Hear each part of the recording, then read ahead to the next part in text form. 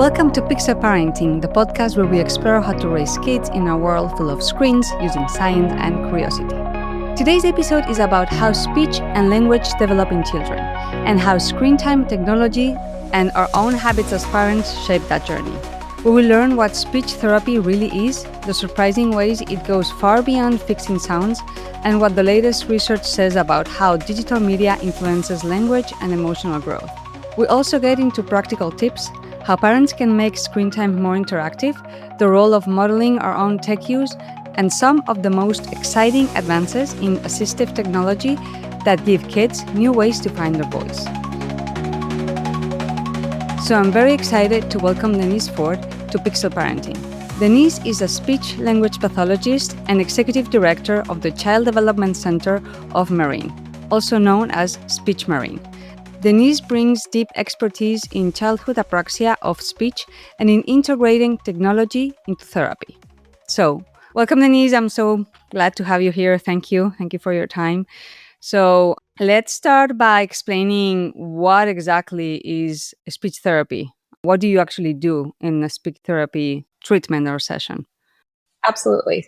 So we as speech therapists, our official name is speech language pathologist or speech language therapist.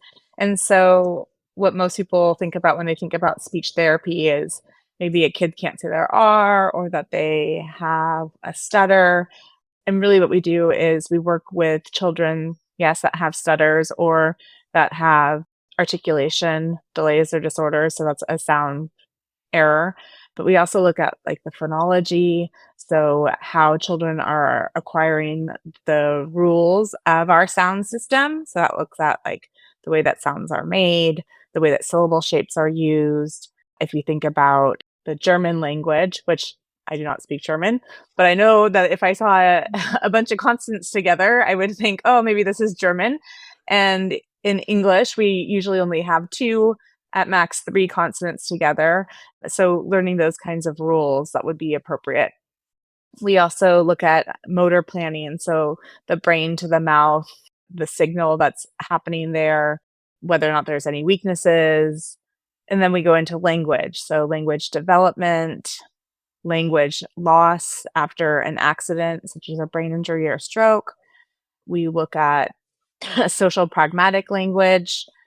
So how we interact through gestures, through body language, our social language that we use, such as slang, greetings, turn taking, the rules of conversation.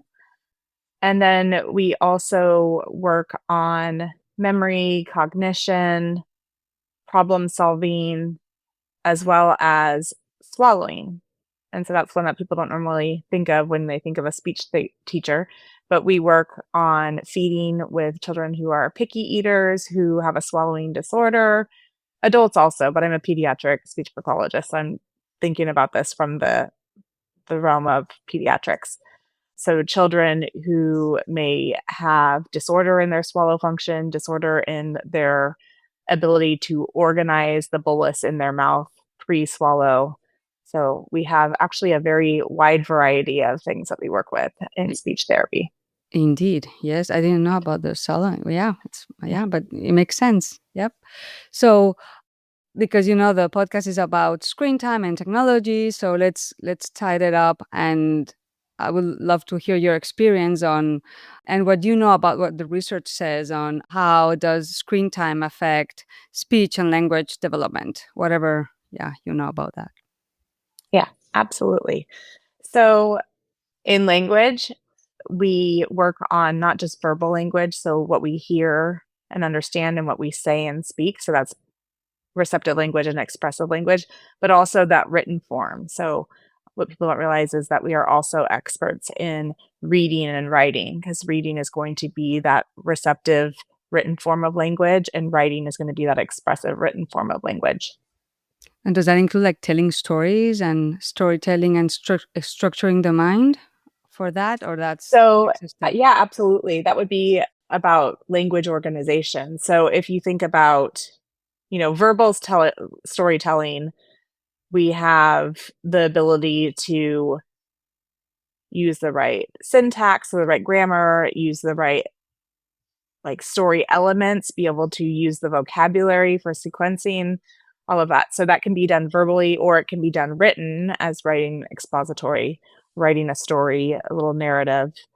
So those are both areas that, telling a story verbally or telling a story in the written form are areas for a speech language pathologist to work on as well. Okay, super interesting. Um, So, yeah, how does screen time affect children's speech and language development?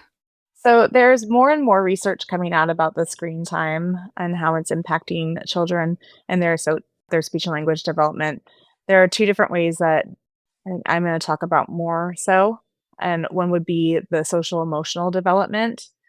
And so I was looking back and getting ready for this and trying to find some studies just so I had real, meaningful information. And one study was showing that, again, these are newer studies, show that TV exposure between 6 and 18 months of age was associated with emotional reactivity, aggression, and externalizing behaviors. It also showed that children that had higher screen time usage at 4 years had lower levels of emotional understanding once they got to the age of 6 years. So if we were implementing at 4 years of age, over those next 2 years, we saw that there was less social emotional growth that was happening. And then the same thing that prolonged from 6 to 8 years, those children at 8 years of age were showing less levels of emotional understanding. And this specifically in gaming, we're seeing that it impacts that emotional immaturity as well, but more so for boys than for girls. It might be that there's a heightened interest of boys for a certain kind of gaming versus girls. So it didn't really go into, what the girls were playing versus what the boys were playing and how that might have impacted the social emotional maturity. But, as I said earlier, part of our realm is working on that pragmatic language, so that social language, and being able to understand and be able to relate our emotions appropriately. So while that also goes into psychology, language is super, I'm like, they're matched together very, Mhm. very highly. They're very intertwined is the word I was looking for. So that's just a little bit of information about that social emotional development. Another piece would be that even if there's a highly stimulating activity on the iPad or on the TV. A lot of people love to have Miss Rachel on. They think Miss Rachel's great. That's fabulous. But we also need to have a caregiver watching with us so that way we can relate it into the real world as well. So we want them to understand while Miss Rachel might give a pause time and try to get the kids to interact. And, Dora will say, now it's your turn, you say it. It's teaching that back and forth, which is really wonderful. But if we don't have somebody right there with us, we might start making that relationship and not transferring it over into the real world. So having a caregiver participate in screen time makes that screen time so much more beneficial for them. People say, wait until 2 years of age and then maybe a high quality television program would be appropriate. Again, so Ms. Rachel or going into those Dora or, Mickey Mouse Clubhouse, there's a lot of that call and response. Those kinds of interactive programs are better programs. They're going to help support that cognitive development. They're going to a lot of times encourage imaginative play. I'm thinking like a little bit older, there's Gabby's Dollhouse, which is really getting into that imaginative play. So that can be really enriching for their social and language skills. However, that needs to then be parlayed into their real world. So it's going to always be best practice to be integrating these things into the real world as well. So, particularly for children who are living in poverty or have other disadvantages, the TV is going to be bigger and higher boost for them because they don't have the ability potentially to have those experiences in their day-to-day life.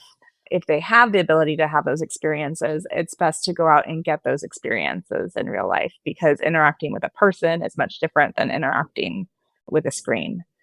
Now, diminished interactions between the caregiver and their child can negatively impact the language development. So, if the child's always watching the screen, even if there is a back and forth, and the parent is not interacting with them, they're not going to get anything beyond what that TV show is doing. So one example that I give to parents a lot of the time for children who might have decreased expressive language, so they don't have as much verbal output, is I was walking down the street with my daughters when they were like 3, and there were crumpled up leaves on the ground. And, it's the fall. And one of them said, "Mama, that one's broken. Why isn't that one broken?" And the TV isn't going to say like, "Oh, walking down the street, guess what? You might see some leaves and some might be crumpled and some might not be." And so at that moment, we talked about, oh, how these ones must have just fallen and these ones have been down here for a while and they've been stepped on. And so therefore they've gotten crumpled up and they're breaking. And when I'm walking down the street, I'm not thinking about these little differences, but our kids are thinking about these things and they're seeing the world a different way than we are because they are new. It's all new to them and they have these questions. And so if we are always doing this just facilitated language and not allowing them to express and come up with things and ask questions, we're going to stunt their growth in their language and being able to draw connections and draw meaning. So I say that not to shame my parents whose kids can't say as much. I say it because when we think back to when our children are infants and they're not yet talking, a lot of times we as parents will narrate what we're doing because that's what we've been told to do, is if we narrate and we talk through the process and we just talk to them, they're going to be getting that language. However, as the kids get a little bit older, we stop narrating everything that we're doing and we start responding to them. And so sometimes our kids might need a way to ask these questions if they verbally can't do it yet, right? And so it's the same thing, bringing it back to what I was originally talking about, is if we're watching this Mickey Mouse Clubhouse episode, well, we've learned what tools Toodles is going to bring for us and be able to, the kids can make a choice out of the 3, which one would help in that situation. But it's not allowing the kids, when they're out and around seeing things, to be able to build on that language development if they're not having these interactions with real people. Total sense. Yeah. Yeah, it's the back and forth, right, that builds human relations where they learn, especially at a very young age, but at any age, right? Like 3, 4, 6, 8, yeah, they come up with these questions and they need answers, and yeah, they're observing everything. And also, would love to hear a thought on the modeling because for us it's also hard to get off the phone, right? And we're not emotionally available because we're just checking email, looking at WhatsApp, whatever, right? Then they probably stop asking. Maybe they don't stop asking questions, but they ask less questions because we're not available. Because we need to model that very hard thing to not be on the phone. Yeah.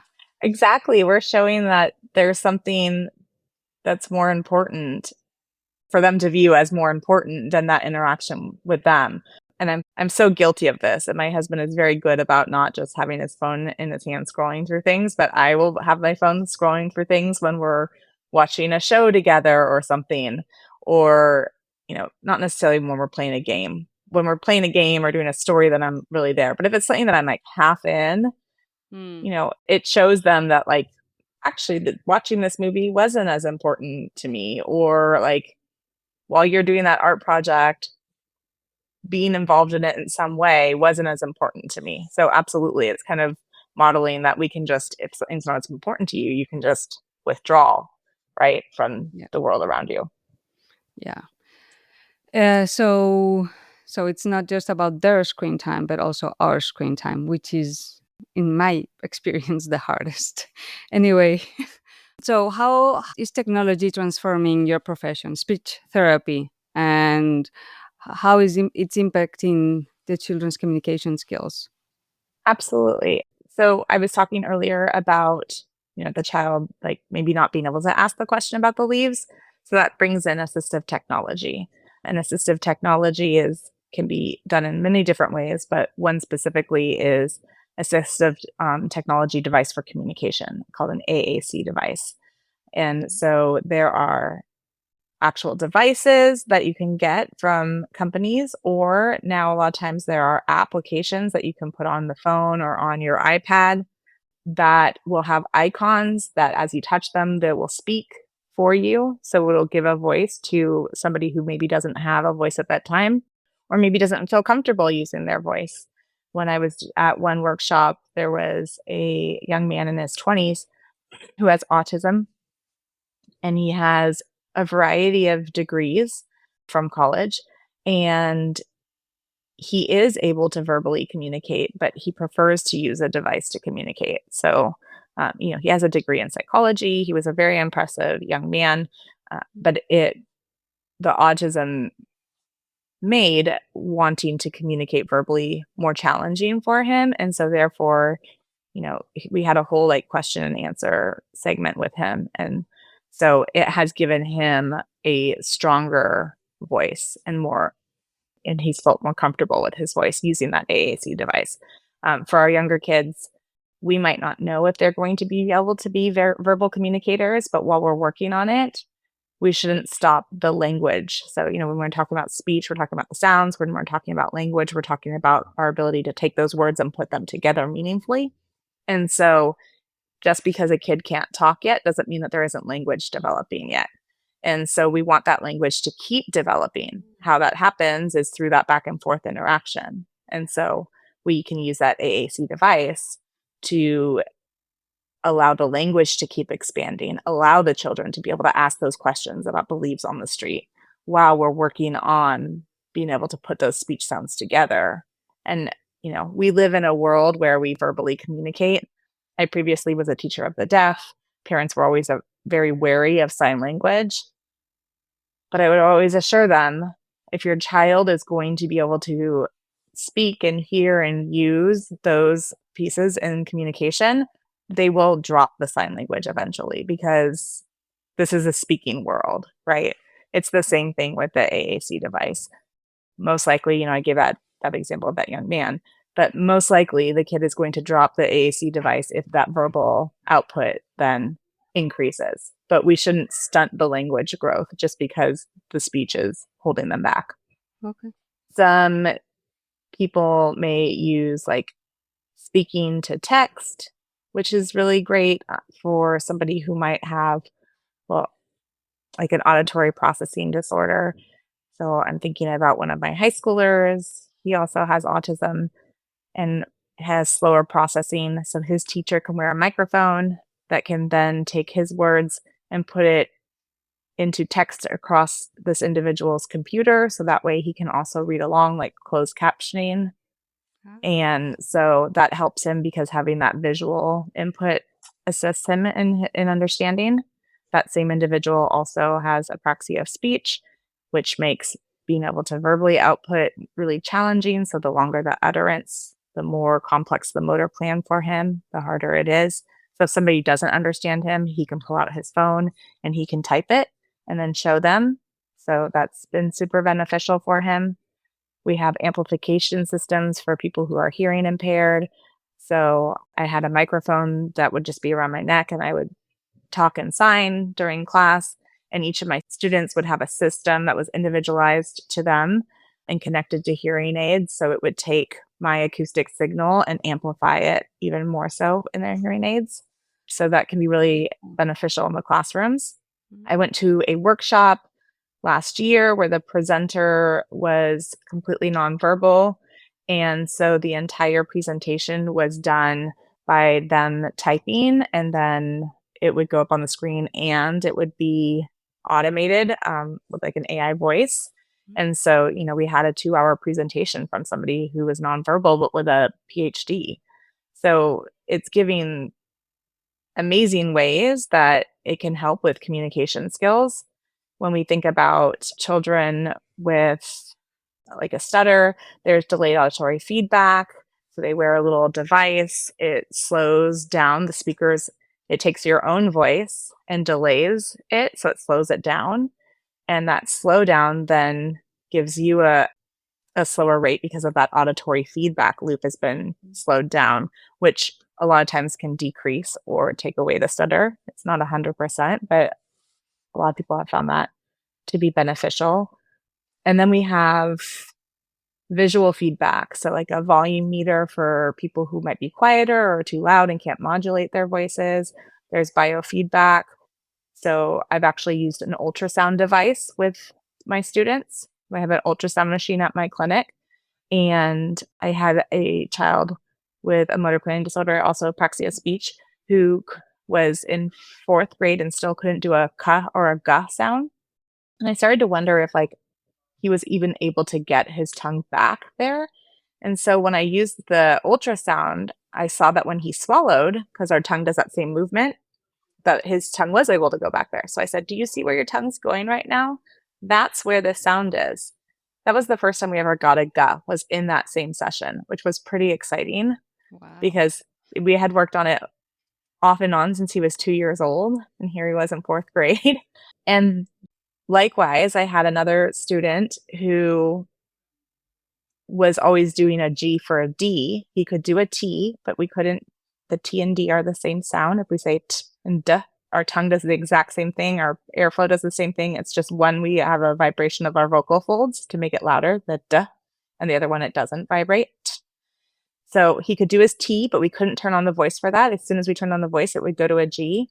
So again, I showed him with the ultrasound machine, and that session, he was able to do a D for the first time and say daddy for the first time. And he was, I don't remember how old, but it was somewhere in the middle of elementary school. So, you Wow. know, the ultrasound machine's not going to fix everything in one session like that for everybody. uh, but there's a lot of amazing research going on right now through Dr. Jonathan Preston out of Syracuse University on using that for like the R and things like that are less visual. So that way the kids and adults can see what's supposed to be happening. And then for our children with written language disorders, there's a program called Learning Ally, which will read. So basically, like if you think about Audible, and you can decide how fast or slow you want it to go, but that has access to pretty much every single textbook that's out there. So every book, textbook, so kids who have dyslexia can follow along with like reading at school. So there are so many different ways that assistive technology can help or technology can help our kids in a variety of different ways. Typing with a keyboard for people with dysgraphia, so who have a hard time like writing and forming letters. There's just so many different things. It's fascinating. I may want to try the ultrasound for the R because you're focused on English, but like for instance, the R for the Spanish is so hard to do for kids. Exactly. So, are there any specific apps or resources you recommend for supporting speech development for parents? Yeah, there are a lot of different resources out there. We use a program all the time called Articulation Station. It's by Little B Speech. It's actually going away because now they have like a new subscription program, I think, or something. But essentially, you could purchase every sound or you could purchase certain sounds. And so we had every sound and it would take it from words into little phrases. So if we were trying to get the G, it would have like go and it would have like you go. And then I want to go to the store into a sentence. And then it would have little shorter stories, then longer stories. So it would kind of take it through this, what we call the articulation hierarchy. And so if parents wanted to practice at home, we would say, hey, if you want to purchase this specific sound, we are working right now at the phrase level. We always want families to work at the level below us. We want it kind of like homework from school. We want it to be something that they've done at school and that they can be successful with. And so they should be able to go home and do it and be mostly successful without help. So we'll say, hey, they're at least 80% accuracy in words. We're in phrases now. So you practice it in words while we practice phrases. So you do positive practice at home. So there are apps like that parents can use for help. There's one that is kind of just like a fun one called Blah, Blah, Blah. And that's a good one for maybe the kid who is a little bit hesitant to try to repeat after you.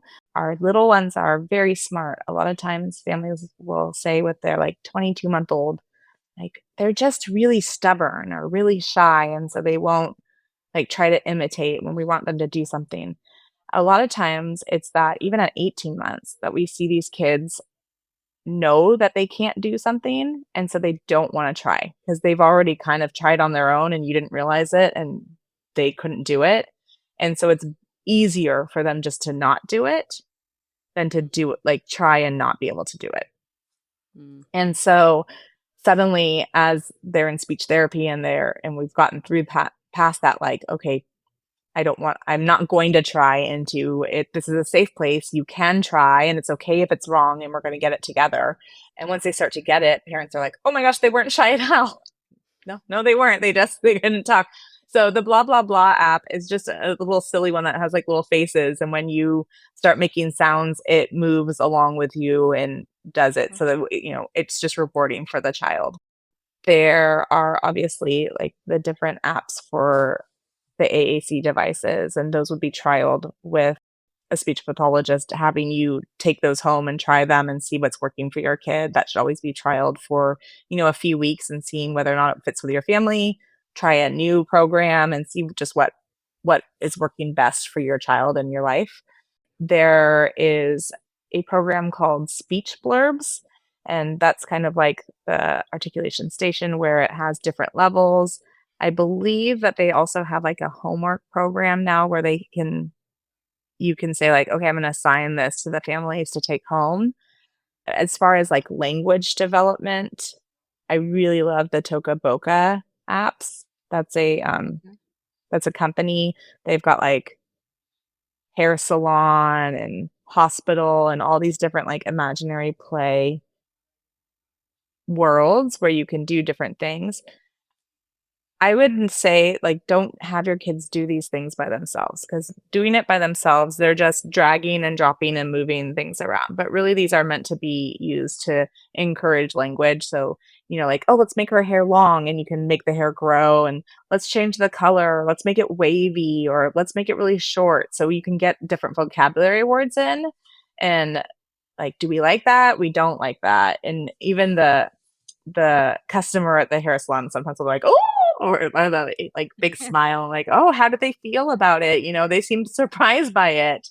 Or they'll have, like, big smiles and hearts and stuff, and so, what part "We just did something. What do you think that they really liked?" And so, using these as ways to expand language, not just putting them with the applications. To your first The point same at the beginning. Yeah. Exactly, Yeah. exactly.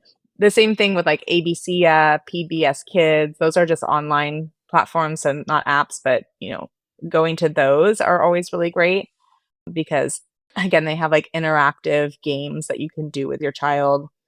There's a program called Boom Learning that has boom cards, and so those can have like, I make them, and then I can say to a parent, "Hey, we've been working on these. You can do this for positive practice at home. Look for this deck." And so it could be, putting sentences together or understanding like tensings of verbs, or, some of them are as easy as just asking, like, who is it, for a kid to start asking questions. So one of them is like, there's a door and you can click on it and it goes knock, knock, knock. And then you say, who is it? And then you move the door and it's a different animal on each page or whatever. So you can then say, "It's blah blah. What can we say to blah blah blah?" So there are different decks in that you can go and find that have been made by speech pathologists, by teachers, things like that. And you can look for preschool age or toddlers or school age and find ways to support your kid.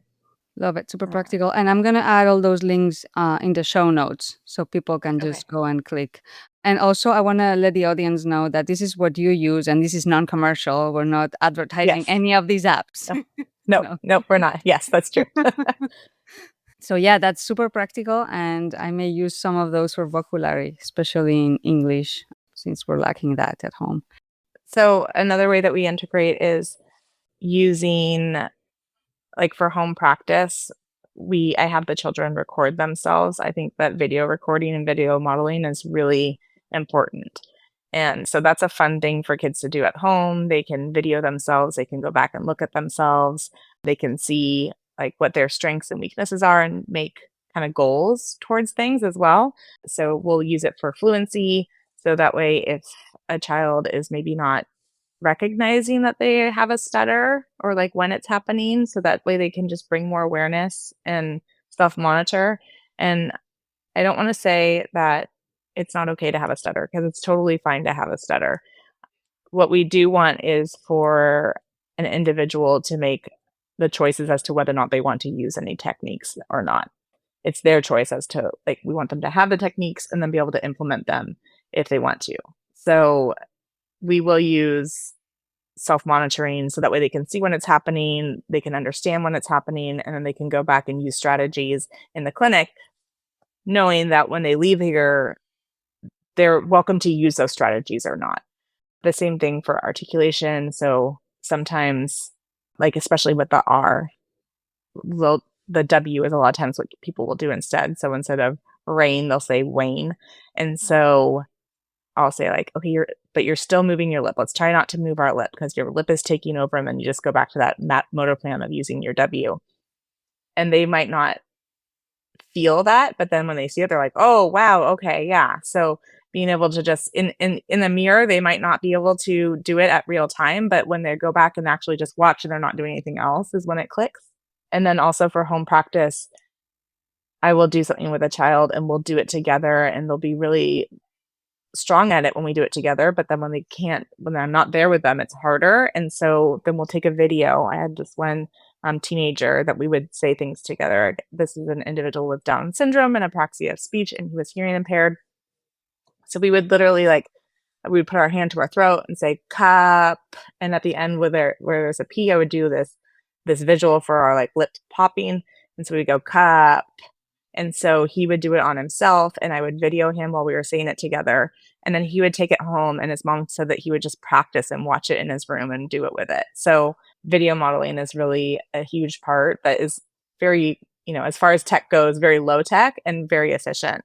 And then I would say that like Zoom has been super, or Google Meet or any of those, just video telehealth has been really important because it allows us to get to individuals who might not be in an area that have a speech language pathologist or have those kinds of supports, or they might not have a family member that can drive and take them someplace. And so those low income and low serviced areas tend to be able to get better access to speech and language supports. And in your experience, Zoom works as well as in person for speech therapy? It doesn't. I wouldn't say it works as well. It's for some of my kids, it does. It depends on the child. It depends on how involved the parent will be with like a younger kid. But I have individuals that are in San Diego, and I'm up in San Francisco, and so they wouldn't have a apraxia specialist nearby them. And so therefore I'm able to do this with mom right next to them, and we're able to do it together. And that tends to be when I have the greatest success. Also with our written language kids, so that we can do like reading and writing things just fine online because they can have it printed out. We do that, I forget what it's called, but there is that little camera that takes like it views what's on your table and then puts it up on the screen so they can write and I can see exactly what they're writing in real time and everything. So we found that Zoom sessions have been really successful. It's harder with a 2-year-old, but again, if we're coaching the parent and the parent is doing a good job as being like a parent therapist, which not every parent is made for that role, and that's absolutely fine, then that works as well. And if it hadn't been for COVID, we would have probably at that point I was only seeing one child via telehealth, and it was not super successful at that time, but it was also on FaceTime, which is not as engaging. It doesn't have all the different like bells and whistles that Zoom or Google Meet or something would have in order to draw them in and share the screen and all that stuff. So Yeah, and then there was a learning process during COVID. So yes, yeah, you but we had to learn really probably fast, or we were not going to have a business anymore. yes, indeed. So, what new trends are you seeing in speech therapy, especially with advances, like with technology and AI and all that it's happening? Yeah, so there are some exciting things that I'm are not quite out there, and they're kind of getting trialed and getting out there. My daughters were part of this AI feedback for home practice. So what they did is they took a ton of kids that were certain ages, and a certain number of them had to have speech difficulties, a certain none of them had to have typical speech development. And they had the kids go through and do a bunch of speaking tasks. And then they used that information. This is, again, Dr. Jonathan Preston out of Syracuse. He's all about doing the technology work, and he's really brilliant with this stuff. So they took all this information and are now putting together an AI feedback program that I've gotten a 30-second glimpse of. And it will essentially, I believe, be guided by the SLP to tell the parents what level to do. So that way, maybe if they can only get into the office once a week, then they can do the home practice twice a week under the supervision of an SLP. And the AI will give feedback to the child as to if it was correct, what was different about it, what they should try to correct instead, and give visuals. So that's exciting because, potentially it can make it easier access for people to get consistent practice. The downside is that these things are going to cost a lot of money, and it's probably going to be subscription. There's a lot of, when I was at the American Speech and Hearing Association last year, there were a lot of subscription services for homework integration. There's one in Silicon Valley that is being trialed, and I was looking for the name last night and I couldn't find it. And essentially, whatever we're doing, we can pick what homework and it all gets sent to the families, and it's all very integrated with technology. But we're in a teaching profession in the speech and language world, so there's not a lot of money for all these different subscriptions. So while there are all these things happening with AI and with different devices and the apps and all the different things, there's Ultimate SLP, which is a whole platform that has all these games and all this different stuff that parents can use as well. But all these things cost money, and it's an industry that's not very wealthy. So it'll be interesting to see kind of how all of this gets integrated. Yeah, and how fast. Yeah, it's a change, definitely. Technology, and eventually will lower the cost. That's what usually happens. It starts very expensive, and then Right. it starts lowering until it's available everywhere.